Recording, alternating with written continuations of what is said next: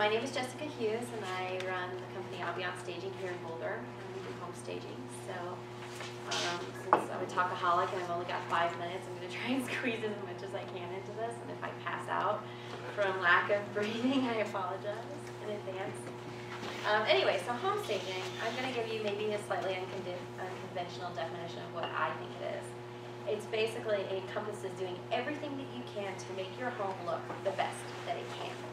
So it includes fluffing pillows and flower arrangements and stuff, but it's not limited to that by any stretch. It also is updating your home, landscaping, rearranging your furniture, renting furniture, and most of all, removing everything that is practical for life from you.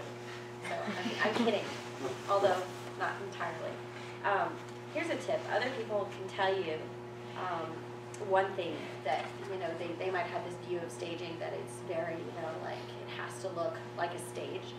And it's my personal belief that a well-staged home should not look staged, and that anytime I walk into a situation where it feels contrived to me, I don't like that feeling. And I don't think that buyers like that feeling.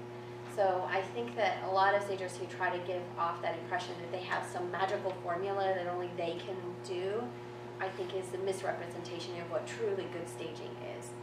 So if you see somebody or somebody advise you that you should put a bottle of champagne and a couple of glasses next to the edge of the tub and a master bath and play the Barry Manilow CD, I think you should probably get out of there as fast as you can. So staging, what it does is that it sells your home faster and for more money, and study after study after study has supported that. Statistically, your home sells in about half the time and for 5 to 10% more than an unstaged counterpart. So not staging your home, you can be leaving a lot of money on the table when you come to sell your home. And for most people, that's their biggest investment. So really think seriously about staging. Do you have to hire a stager? No, you don't. There's tons of information online about home staging, and if you're a fairly capable person and you have somewhat of a sense of style, divorced men, call me. No, but no, if you have a decent sense of style, there's a ton of information that you can access online. One of my biggest tips is, instead of reading all these articles and articles about staging, look at your local stagers' websites. Look at their portfolio photos. A picture's worth 1,000 words. You emulate what you see in the photos that they're presenting online. It's a great tip. So I'm just going to quickly talk about the 5 biggest mistakes that people make when they're preparing their home for sale as far as staging goes. And the first one is painting everything white. Please don't paint your house white and then call me to do a consultation. Call me first. A good stager and an interior designer can give you tips and advice on what the current color trends are. So the second thing is neglecting to do the small updates that really make a huge impact, like the brass and glass that everybody's got, or the taps in the bathroom. So those are big things that are going to more than get a return on the investment for doing that. And consult me first. I mean, I know where all the sales are at Home Depot or Lowe's and the best prices, so most good stagers will have that information for you. The third thing is smell. I really think that people so underestimate the emotional impact that the smell of a home makes on buyers. And you can't be, since you're desensitized to it, you can't be objective about it. So a stager is going to be brutally honest, or get the most honest person you know to do a smell test for you. And just by the way, we're not going for like the sweat perfume smell here. So what I'm saying is you're not going to try to mask the bad odor by sticking some horrible sweet smell over on top of it. So keep that in mind. The fourth thing is intentionally hiding flaws. Don't try to cover things up intentionally, and that's not a stager's job either, so please don't ask us to do it for you. The last thing is taking down all the family photos. Again, it's like the contrived thing. I don't think that people want to walk in and they want to feel like there's no evidence of anyone living there.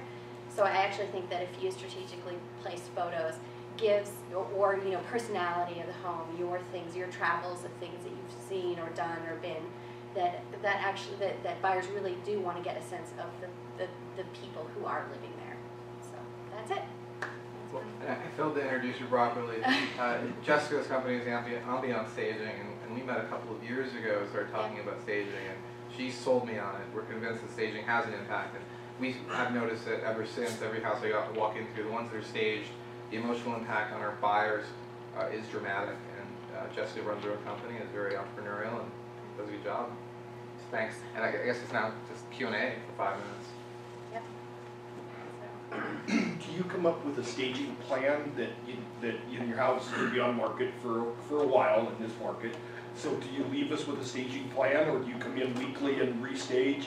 Or how does that work? You come in and do this, and then we follow that, or? Well, if you're living in a home, I'll give you a consultation, but I also have a lot of pre-formatted documents that I have, like tips for living in a stage home, or what to do about closets, or how to prioritize things as far as the order in which you do things over the time that you're listing it. What's the most important thing to do before you list, and then what are small projects that you can continue doing as the home is on the market. But I mean, the more that you do in advance, people don't understand the hassle and the invasion it is to have their home on the market for months and months.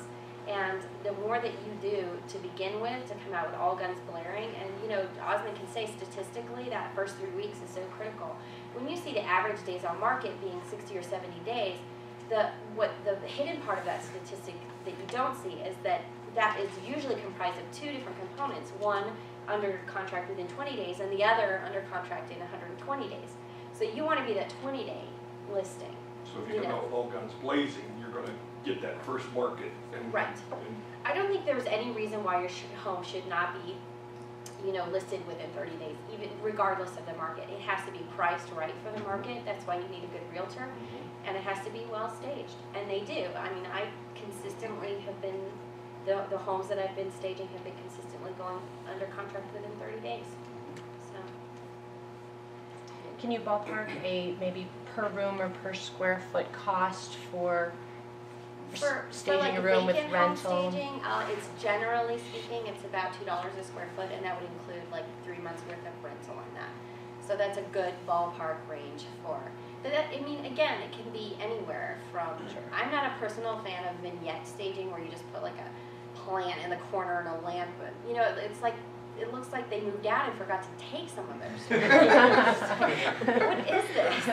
So I'd rather do, like, if I had a choice of doing just vignettes and like fake plants in a few corners all over the house, or doing one room properly, I'll go for the staging one room properly. But yeah, there's always different levels, and you can.